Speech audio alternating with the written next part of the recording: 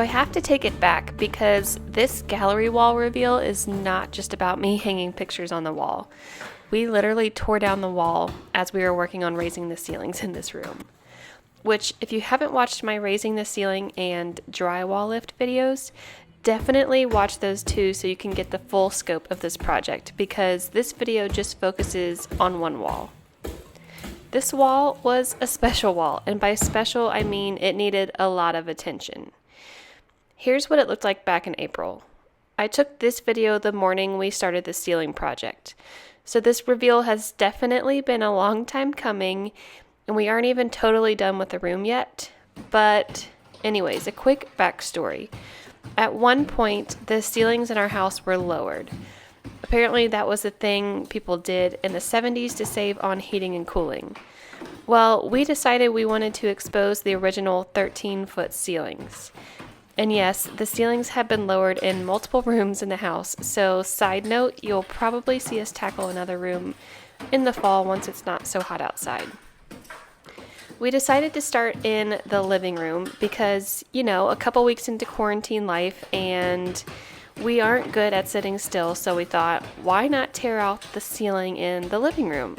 Since we can't go out anywhere, let's just destroy our house, specifically the room we hang out in. First, Chris tore down the lowered ceiling and then put new drywall back up on the original higher ceiling height, but then it came time to address the walls. The TV wall in this room is drywall, but the rest were still plaster. We spent a lot of time fixing the plaster and restoring it throughout the room too, but we couldn't save this wall. So we're finally getting around to doing the Plaster Magic that Chris has been so excited about. Thought I'd show you what we're doing. So I am squirting glue in these holes, and then Chris is coming back behind me. What do you call these, Chris? Just washers. And drilling washers into the holes with the glue. So the idea is to suction the plastic back to the boards, these lath boards behind it, with the glue and the washers. Is it satisfying? Very satisfying. Always satisfying fixing a piece of history.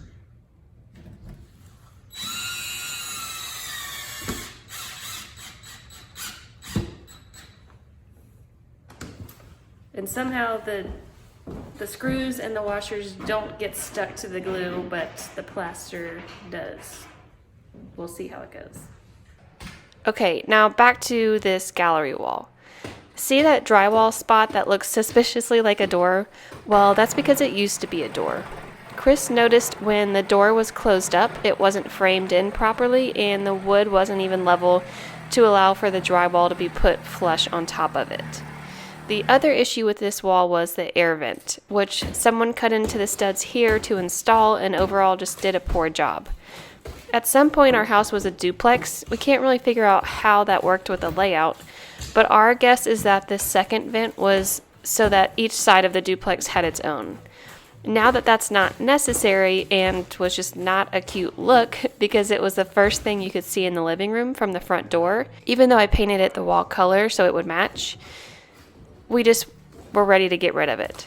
So on week 3 of the project, we knocked down the plaster on a Thursday night, and then Chris's dad came over on Saturday morning to help Chris put the new drywall up on the wall because it's pretty heavy and I'm not much help with that part. What you can see here is a piece of the original baseboards. It was actually under the newer layer of baseboards because apparently back in the 30s, the trim was put in flush with the walls. Chris was all excited to see the square nails that they used, but that actually made it really hard to remove, hence why we haven't finished that part of the project yet. So stay tuned for the next video because that's what's on our to-do list next.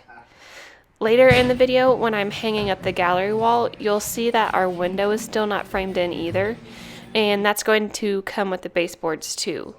We want to put in something that's appropriate to the style of the house and also high quality, which we didn't feel like we had in this room before. So we've got an interior designer contractor coming out to give us her opinion and advice in about a week and a half. And hopefully then we'll be able to make moves on really putting the final touches on this room. But back to the wall. See all that debris at the bottom? underneath where he removed the baseboards. Those are called keys, which in my non-technical, non-official way of explaining it, the keys are what hold the plaster wall to the lath, those skinny horizontal boards. The lath boards are spaced out like that to allow the plaster to seep through and essentially attach itself to the structure of the wall. The plaster that does get through the slats are called keys. Does that make sense? Maybe?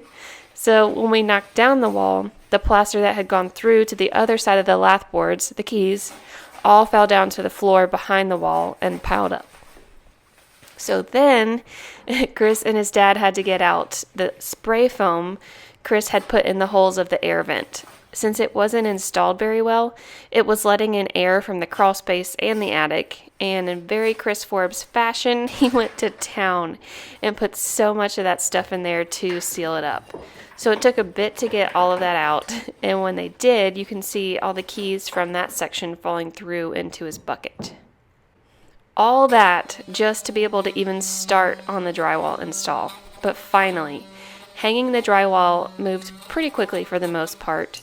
That piece above and around the doorway took a couple tries, but they eventually got it. That's all right. Big little bitty. Let's do it. And we're killing it, man.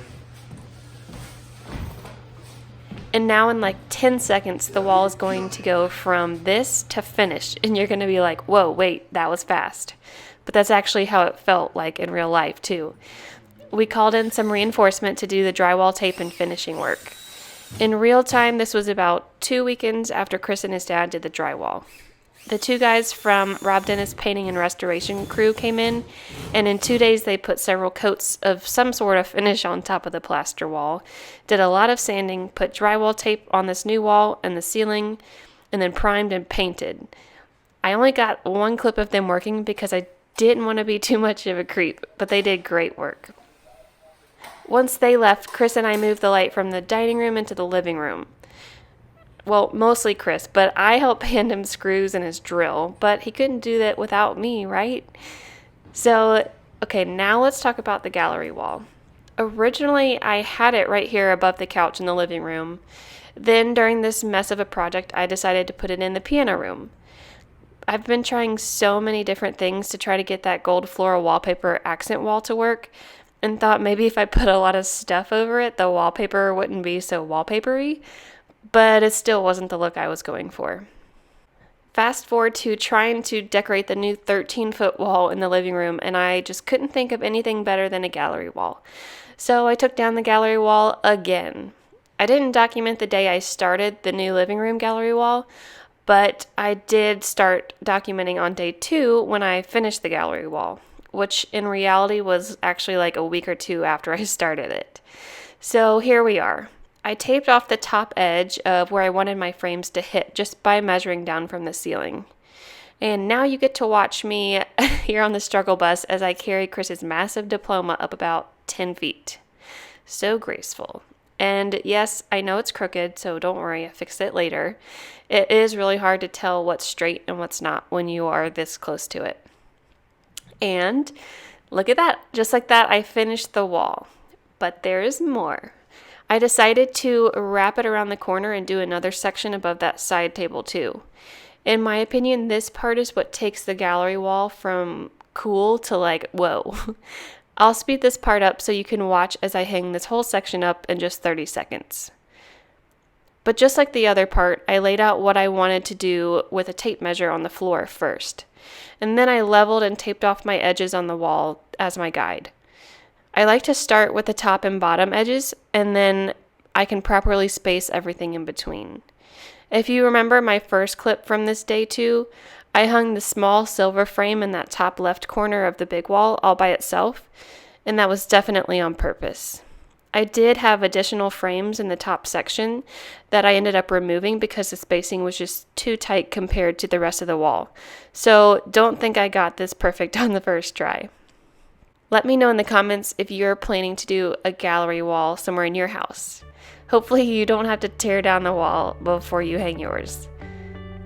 So now the reveal you've been waiting for. Are you ready to see the final look? Because Kobe's here to help me show you his new favorite view from his favorite nap spot in the house.